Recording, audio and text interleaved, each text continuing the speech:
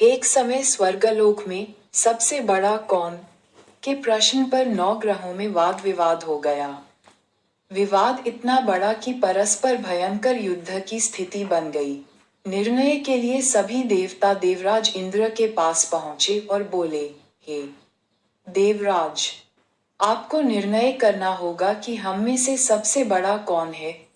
देवताओं का प्रश्न सुनकर देवराज इंद्र उलझन में पड़ गए। इंद्र बोले, मैं इस प्रश्न का उत्तर देने में असमर्थ हूँ। हम सभी पृथ्वीलोक में उज्जयिनी नगरी में राजा विक्रमादित्य के पास चलते हैं। देवराज इंद्र सहित सभी ग्रह देवता उज्जयिनी नगरी पहुंचे। महल में पहुंचकर जब देवताओं ने उनसे अपना प्रश्न पूछा तो राजा विक्रमादित्य भी कुछ देर के लिए परेशान हो उठे, क्योंकि सभी देवता अपनी अपनी शक्तियों के कारण महान थे। किसी को भी छोटा या बड़ा कह देने से उनके क्रोध के प्रकोप से भयंकर हानि पहुंच सकती थी। अचानक राजा विक्रमादित्य को एक उपाय सूझा और उन्होंने विभिन्न धातुओं स्वर्ण, रजत, चांदी, कांसा, ताम्र, तांबा, सीसा, रांगा, जस्ता, अभ्रक व लोहे के 9 आसन बनवाए। धातुओं के गुणों के अनुसार सभी आसनों को एक दूसरे के पीछे रखवाकर उन्होंने देवताओं को अपने अपने सिंहासन पर बैठने को कहा। देवताओं के बैठने के बाद राजा विक्रमादित्य ने कहा, आपका निर्णय तो स्वयं हो गया। जो सबसे पहले सिंहासन पर विराजमान है वही सबसे बड़ा है। राजा विक्रमादित्य के निर्णय को सुनकर शनि देवता ने सबसे पीछे आसन पर बैठने के कारण अपने को छोटा जानकर क्रोधित होकर कहा, राजा विक्रमादित्य, तुमने मुझे सबसे पीछे बैठाकर मेरा अपमान किया है। तुम मेरी शक्तियों से परिचित नहीं हो। मैं तुम्हारा सर्वनाश कर दूंगा। शनि ने कहा, सूर्य एक राशि पर 1 महीने, चंद्रमा 2.25 दिन, मंगल 1.5 महीने, बुध और शुक्र 1 महीने, बृहस्पति 13 महीने रहते हैं। लेकिन मैं किसी राशि पर 7.5 वर्ष 7.5 तक रहता हूँ। बड़े बड़े देवताओं को मैंने अपने प्रकोप से पीड़ित किया है। राम को 7.5 के कारण ही वन में जाकर रहना पड़ा और रावण को 7.5 के कारण ही युद्ध में मृत्यु का शिकार बनना पड़ा। राजा, अब तू भी मेरे प्रकोप से नहीं बच सकेगा। इसके बाद अन्य ग्रहों के देवता तो प्रसन्नता के साथ चले गए, परंतु शनिदेव बड़े क्रोध के साथ वहां से विदा हुए। राजा विक्रमादित्य पहले की तरह ही न्याय करते रहे। उनके राज्य में सभी स्त्री पुरुष बहुत आनंद से जीवन यापन कर रहे थे। कुछ दिन ऐसे ही बीत गए। उधर शनि देवता अपने अपमान को भूले नहीं थे। विक्रमादित्य से बदला लेने के लिए एक दिन शनिदेव ने घोड़े के व्यापारी का रूप धारण किया और बहुत से घोड़ों के साथ उज्जयिनी नगरी पहुंचे। राजा विक्रमादित्य ने राज्य में किसी घोड़े के व्यापारी के आने का समाचार सुना तो अपने अश्वपाल को कुछ घोड़े खरीदने के लिए भेजा। घोड़े बहुत कीमती थे। अश्वपाल ने जब वापस लौटकर इस संबंध में बताया तो राजा विक्रमादित्य ने स्वयं आकर एक सुंदर व शक्तिशाली घोड़े को पसंद किया। घोड़े की चाल देखने के लिए राजा उस घोड़े पर सवार हुए तो वह घोड़ा बिजली की गति से दौड़ पड़ा। तेजी से दौड़ता घोड़ा राजा को दूर एक जंगल में ले गया और फिर राजा को वहां गिराकर जंगल में कहीं गायब हो गया। राजा अपने नगर को लौटने के लिए जंगल में भटकने लगा, लेकिन उन्हें लौटने का कोई रास्ता नहीं मिला। राजा को भूख प्यास लगाई। बहुत घूमने पर उसे एक चरवाहा मिला। राजा ने उससे पानी मांगा। पानी पीकर राजा ने उस चरवाहे को अपनी अंगूठी दे दी। फिर उससे रास्ता पूछकर वह जंगल से निकलकर पास के नगर में पहुंचा। राजा ने एक सेठ की दुकान पर बैठकर कुछ देर आराम किया। उस सेठ ने राजा से बातचीत की तो राजा ने उसे बताया कि मैं उज्जयिनी नगरी से आया हूँ। राजा के कुछ देर दुकान पर बैठने से सेठ जी की बहुत बिक्री हुई। सेठ ने राजा को बहुत भाग्यवान समझा और खुश होकर उसे अपने घर भोजन के लिए ले गया। सेठ के घर में सोने का एक हार खूंटी पर लटका हुआ था। राजा को उस कमरे में छोड़कर सेठ कुछ देर के लिए बाहर गया। तभी एक आश्चर्यजनक घटना घटी। राजा के देखते देखते सोने के उस हार को खूंटी निगल गई।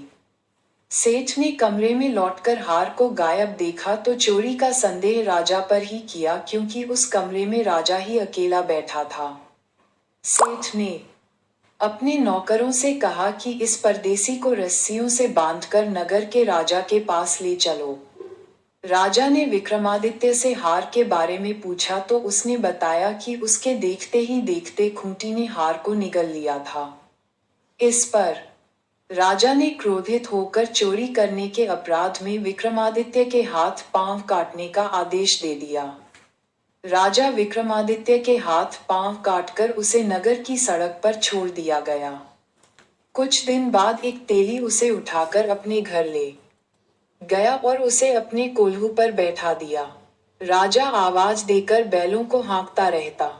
इस तरह तेली का बैल चलता रहा और राजा को भोजन मिलता रहा। शनि के प्रकोप की 7.5 पूरी होने पर वर्षा ऋतु प्रारंभ हुई।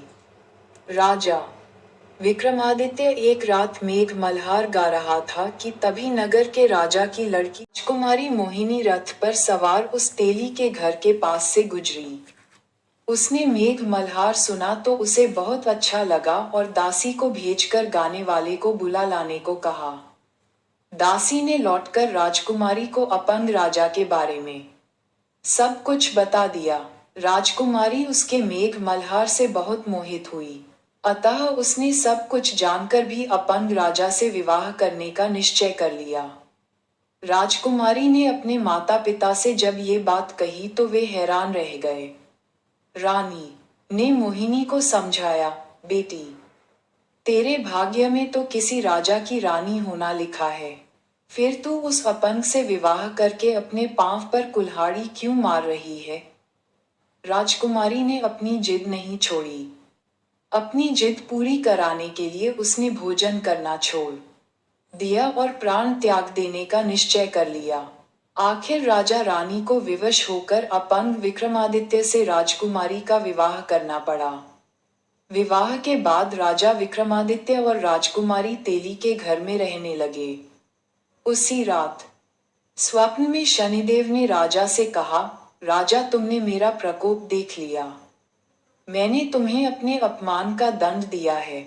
राजा ने शनिदेव से क्षमा करने को कहा और प्रार्थना की, हे शनिदेव, आपने जितना दुख मुझे दिया है, अन्य किसी को न देना। शनिदेव ने कुछ सोचकर कहा, राजा, मैं तुम्हारी प्रार्थना स्वीकार करता हूँ। जो कोई स्त्री पुरुष मेरी पूजा करेगा, शनिवार को व्रत करके मेरी व्रत कथा सुनेगा, उस पर मेरी अनुकंपा बनी रहेगी। प्रातःकाल राजा विक्रमादित्य की नींद खुली तो अपने हाथ पांव देखकर राजा को बहुत खुशी हुई। उसने मन ही मन शनिदेव को प्रणाम किया। राजकुमारी भी राजा के हाथ पांव सही सलामत देखकर आश्चर्य में डूब गई। तब राजा विक्रमादित्य ने अपना परिचय देते हुए शनिदेव के प्रकोप की सारी कहानी सुनाई। सेठ को जब इस बात का पता चला तो दौड़ता हुआ तेली के घर पहुंचा और राजा के चरणों में गिरकर क्षमा मांगने लगा। राजा ने उसे क्षमा कर दिया, क्योंकि यह सब तो शनिदेव के प्रकोप के कारण हुआ था। सेठ राजा को अपने घर ले गया और उसे भोजन कराया। भोजन करते समय वहां एक आश्चर्यजनक घटना घटी। सबके देखते देखते उस खूंटी ने हार उगल दिया। सेठ जी ने अपनी बेटी का विवाह भी राजा के साथ कर दिया और बहुत से स्वर्ण आभूषण, धन आदि देकर राजा को विदा किया। राजा विक्रमादित्य राजकुमारी मोहिनी और सेठ की बेटी के साथ उज्जैनी पहुंचे तो नगरवासियों ने हर्ष से उनका स्वागत किया। अगले दिन राजा विक्रमादित्य ने पूरे राज्य में घोषणा कराई कि शनिदेव सब देवों में सर्वश्रेष्ठ हैं। प्रत्येक स्त्री पुरुष शनिवार को उनका व्रत करें और व्रत कथा अवश्य सुनें। राजा विक्रमादित्य की घोषणा से शनिदेव बहुत प्रसन्न हुए। शनिवार का व्रत करने और व्रत कथा सुनने के कारण सभी लोगों की मनोकामनाएं शनिदेव की अनुकंपा से पूरी होने लगीं। सभी लोग आनंद पूर्वक रहने लगे। यदि आपको शनि देव की कथा पसंद आई है तो वीडियो को लाइक करें, चैनल को सब्सक्राइब करें और कमेंट में जय शनि देव जरूर लिखें। आप सभी का तहे दिल से धन्यवाद।